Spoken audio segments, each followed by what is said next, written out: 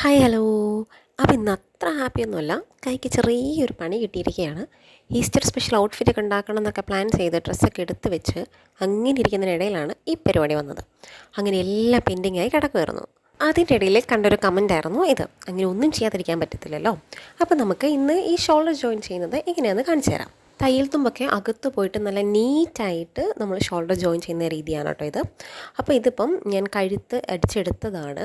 Front ബാക്കും കഴുത്തെല്ലാം അടിച്ച് stitch ചെയ്തെടുത്തതാണ്. പക്ഷേ നമ്മൾ പ്രസ് അടിപ്പ് ചെയ്തിട്ടില്ല. അങ്ങനെ പ്രസ് അടിപ്പ് ചെയ്യുന്നതിന് മുന്നേ വേണം നമ്മൾ ഷോൾഡർ ഇതുപോലെ ജോയിൻ ചെയ്യാൻ വേണ്ടിയിട്ട്. അല്ലെങ്കിൽ അത് അത്രയും നീറ്റായിട്ട് നമുക്ക് കിട്ടത്തില്ല. ഞാനിപ്പം ജസ്റ്റ് ആ ക്യാൻവാസ് ലൈനിങ്ങിലോട്ട് മാത്രമേ വെച്ചടിച്ചിട്ടുള്ളൂ. അല്ലാതൊരു പ്രസ് അടിപ്പ് വന്നിട്ടില്ല. നല്ല പീസും ലൈനിങ്ങുമായിട്ടൊരു പ്രസ് അടിപ്പ് വന്നിട്ടില്ല.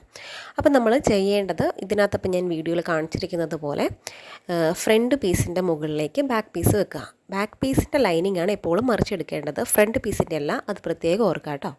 എന്നിട്ട് നമ്മൾ കറക്റ്റായിരിക്കണം അവിടെ വെക്കുന്നത്.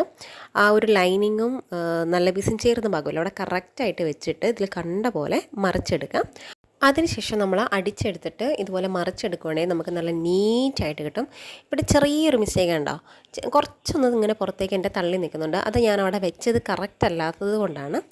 അതുകൊണ്ട് അതവിടെ വെക്കുമ്പോൾ നമ്മൾ പ്രത്യേകം ശ്രദ്ധിക്കണം. ഒരു തുള്ളി പോലും അങ്ങോട്ടോ ഇങ്ങോട്ടോ മാറിപ്പോകരുത്. അത്രയും കറക്റ്റായിട്ട് വെക്കാം.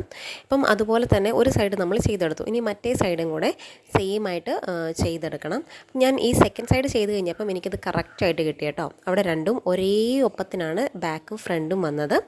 അതുപോലെ തന്നെ ആയിരിക്കണം നമ്മൾ എല്ലായ്പ്പോഴും ചെയ്യുമ്പം അത്രയും ശ്രദ്ധിച്ച് വേണം നമ്മളത് ചെയ്യാൻ വേണ്ടിയിട്ട്.